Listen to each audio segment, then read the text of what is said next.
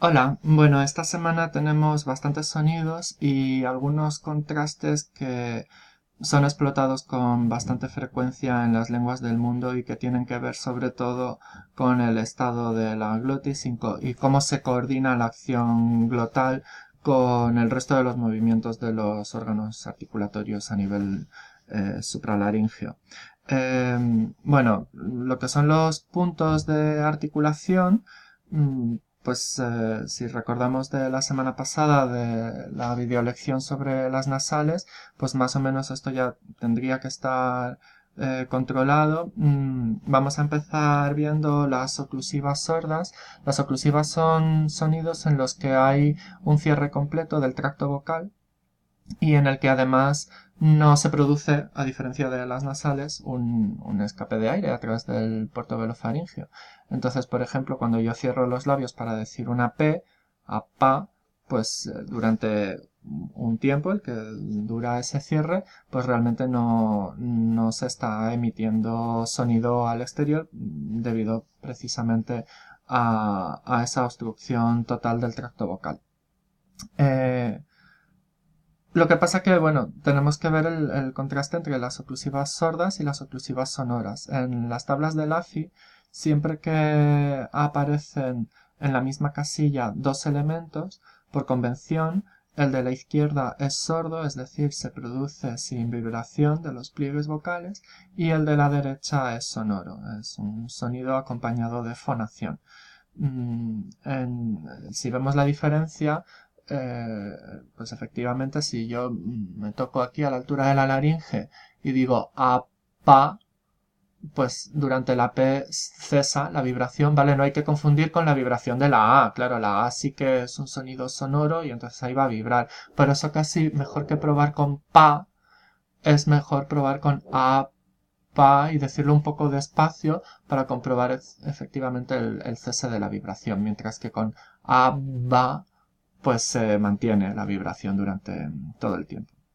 Entonces este sería por un lado ese contraste entre oclusiva sorda y sonora, y por otro lado tenemos entre oclusiva sorda con distensión simple y la de distensión aspirada, en la que hay un momento intermedio después de la liberación del cierre y antes de que empiece realmente la vocal, en el que hay pues un momento de aspiración, ¿no? Como una H sería "ah", ¿vale? En este momento lo que ocurre es que los aritenoides todavía no se han juntado por completo y entonces pues no empieza la vibración hasta más tarde de los pliegues vocales, y en cambio durante ese tiempo, mientras se están aproximando los aritenoides y los pliegues vocales, todavía hay un escape de aire que produce un ruido de fricción por ese estrechamiento en la glotis, ¿no?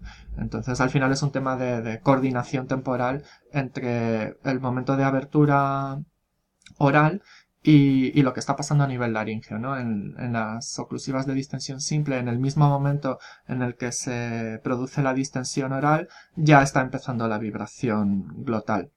Mientras que en las oclusivas aspiradas hay un lapso intermedio de tiempo que es precisamente lo que produce este momento H, ¿no? Después de abrir, en este caso, los labios, pues todavía no se han terminado de juntar los pliegues vocales. Eso muchas veces viene ocasionado por el hecho de que el punto de partida de la abertura glotal era mayor en el caso de las aspiradas, ¿vale? Podemos experimentar, por ejemplo, la sensación de una mayor abertura de la glotis cuando bostezamos, porque lógicamente pues estamos dejando el mayor espacio abierto posible para que haya ese flujo de aire. Bien, entonces vamos a ir viendo en los distintos puntos de articulación pues estos contrastes, ¿no? Entonces, repito, esto sería pa, apa, apa, ap, frente a la sonora ba, aba, aba, ab, y repito pa, apa, apa, ap, frente a la aspirada pa, apa, apa, ap. Hay que tener cuidado en estos contrastes porque en muchas lenguas hay una alternancia entre la oclusiva simple y la oclusiva aspirada que viene condicionada por la posición dentro de la palabra o con respecto a la sílaba acentuada. Por ejemplo, en inglés, en inicio de palabra, o aunque esté en medio de palabra, si está en inicio de sílaba acentuada, se produce la aspirada. Y en caso contrario, se produce la simple. Como esto es una alternancia automática, los hablantes de estas lenguas no son conscientes de que esto está ocurriendo así. Por lo tanto, para hacer aflorar esa conciencia, lo mejor es poner la pronunciación en la posición contraria a la que le tocaría. Y por eso está bien contrastar estas series completas, que si os fijáis, pa, ap, lo que vamos haciendo es ponerla pues en inicio de palabra, en medio de palabra con sílaba acentuada o no en sílaba acentuada o en final de palabra, etcétera, ¿no? Entonces, haciendo esas combinaciones es la manera en la que mejor podremos conseguir que se perciban estas diferencias. Por otro lado, hay que distinguir las verdaderas oclusivas sonoras como la B de las aproximantes expirantes como la B del español en la mayoría de las posiciones y los contextos. Este es un sonido en el que no llega a haber un contacto completo de los labios, sino que permite que siga saliendo el aire sutilmente. Por ejemplo, si cojo un trozo de un Kleenex, voy a cortar un cuadradito,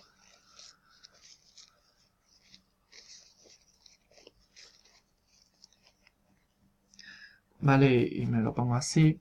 Cuando yo digo abba con una verdadera oclusiva, el momento en el que yo estoy pronunciando la B, la boca está completamente cerrada, entonces no sale aire. En cambio hay luego una explosión en la distensión con un soplo intenso y momentáneo de aire, que es lo que hace que mueva el Kleenex, ¿no? Repito, abba, ¿vale? Sería ese momento de la oclusiva. En cambio, en la expirante yo puedo mantener el soplo de aire durante la pronunciación de la B. Abba, ¿vale? ¿De acuerdo? Abba. También podemos probar, si yo digo como la expirante, abba, ¿vale? Sigue saliendo aire durante la pronunciación. Otro truco para experimentar la sensación de la expirante es hacer, pues, como si fuéramos a hacer como los indios, ¿no? Pero con un dedo así atravesado en los labios. Entonces yo digo, esa es la sensación que se produce con la B expirante, porque en verdad, si me voy a poner así de perfil, por aquí por la comisura de los labios, sigue habiendo un pequeño escape de aire, ¿no? Y entonces eso es lo que denota que no hay un cierre completo y que por lo tanto no puede ser considerada una verdadera oclusiva, sino una aproximante, en este caso, de tipo expirante. Vale, paso a las dentales y alveolares. Vamos a contrastar estos dos puntos de articulación porque, por ejemplo, es importante en el caso de la T del inglés, se pronuncia en los alveolos, sería ta, ata, at. Y la T del español es esta que tiene el diacrítico, el puente debajo, ta, ata, at. ¿Vale? Entonces, bueno, pues hay que ser conscientes de esa diferencia. Y a partir de estas, pues podemos construir toda la serie, ¿no? Ta, ata, at, la sonora da, ada, ad, o la aspirada ta, ata, perdón, la estoy haciendo alveolar, ta, ata, at, ¿vale? Y contrastar también da, ada, ad, con la expirante, que en este caso, más que propiamente dental, es interdental. Da, ada, ad, sobresale un poquito la lengua, ¿vale? Da, ada, ad. Eso también es una buena prueba de que no hay un cierre completo, ¿no? Porque si tengo la lengua entre los dientes y fuera verdaderamente oclusiva, me estaría mordiendo. Y con el caso del alveolar, pues tendría ta, ata, at y toda la serie. Esta a su vez hay que diferenciarla de la retrofleja, que sonaría así, ta, ata, at. En la semana anterior, cuando explicaba las nasales, se me olvidó decir que las retroflejas son de los pocos sonidos que se perciben mejor cuando van precedidos de una vocal y no tanto cuando van seguidos de una vocal. O sea, luego pueden ir seguidos además de vocal, pero sobre todo lo que favorece la percepción de que eso es una retrofleja es que antes haya una vocal. ¿De acuerdo? Bien, paso a la palatal. Este sonido es como si fuera una especie de K seguida de I. Entonces, por la propia coarticulación se va muy hacia adelante el dorso de la lengua, casi pues eso, a la zona palatal, más que velar, se adelanta. Pero luego, en vez de pronunciarlo realmente con I, pues lo pronunciamos con la vocal que sea, ¿no? Entonces sería algo así como K, A, K, A, K, A. La variante sonora sería algo bastante parecido a este sonido que nos hace tanta gracia del canario, el muchacho, pues sería eso, un contacto completo en el paladar, pero sonora. Esta hay que distinguirla de la expirante, que es nuestra Y, ¿vale? Por eso cuando fingimos y decimos muyayo no suena realmente exactamente como esta otra, porque en esta sí que hay un contacto completo, ¿vale? Esta sería la Y de ayer, por ejemplo. Ya veremos cuando lleguemos a la semana apropiada el contraste con este otro sonido, que sería la deslizante, que sería como la Y del inglés, que es más abierta. Esta, en cambio, tiene un mayor cierre de la mandíbula y por lo tanto acumula también más presión de aire dentro de la boca. Vale, pasamos a las velares y entonces tenemos pues el contraste entre la sonora y la sorda, ¿no?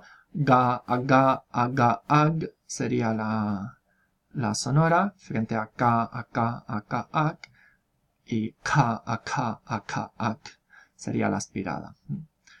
Ahora hago el contraste entre la oclusiva y la expirante. Ga, aga, aga, ag frente a ga, aga, aga, ag. Y ahora vamos a ver el contraste entre la velar y la uvular. Ka, aka, aka, ak frente a ka, aka, aka, ak. Y pues toda la serie, ¿no? Por último, voy a explicar la oclusiva glotal, que en español no es un sonido habitual, desde luego no lo empleamos como consonante, pero sí que lo usamos, por ejemplo, cuando queremos negar con un murmullo, ¿vale? Cuando usamos un murmullo para afirmar, en español decimos pero cuando queremos negar decimos y ahí estamos haciendo ese golpe de glotis, estamos cerrando la glotis mediante una aproximación de los aritenoides y de los pliegues vocales con bastante fuerza para juntar el uno con el otro. Entonces esa es una buena manera de practicar, porque ahí sí que sabemos hacer este sonido. Entonces hacer para notar la sensación de cómo es esto de que se cierre la glotis, ¿no? Porque, bueno, cuando a alguien le pides cierra los labios es algo bastante evidente, pero igual no es tan evidente cuando le dices cierra la glotis, ¿no? Entonces, bueno, pues esta sería una buena manera de practicar y para notar esa sensación de cómo se van juntando los aritenoides para cerrar la glotis. Este sonido, en cambio, es muy frecuente en algunas lenguas como el inglés o el alemán, y especialmente cuando aprenden a hablar español y hay una palabra que acaba en vocal y la siguiente empieza también por vocal. Sobre todo lo importante es que la segunda empiece por vocal. En general a las lenguas del mundo no les gusta nada esto de que las palabras empiecen por vocal.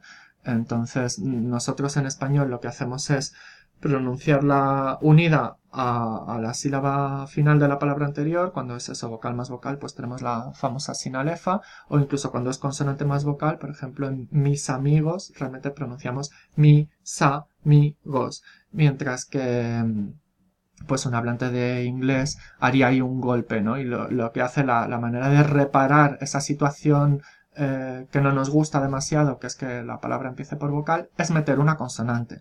Y la consonante que meten es precisamente esta, la oclusiva glotal, ¿no? Entonces dirían algo así como mis amigos, y se nota todavía más cuando es vocal más vocal, mi amigo, y hacen ese golpe de glotis, ¿vale? Entonces hay que aprender a diferenciar, por ejemplo, entre que yo haga o que yo haga A, donde estoy haciendo ese golpe de glotis inicial, ¿no? En la primera empiezo directamente con la vocal A y en la otra A.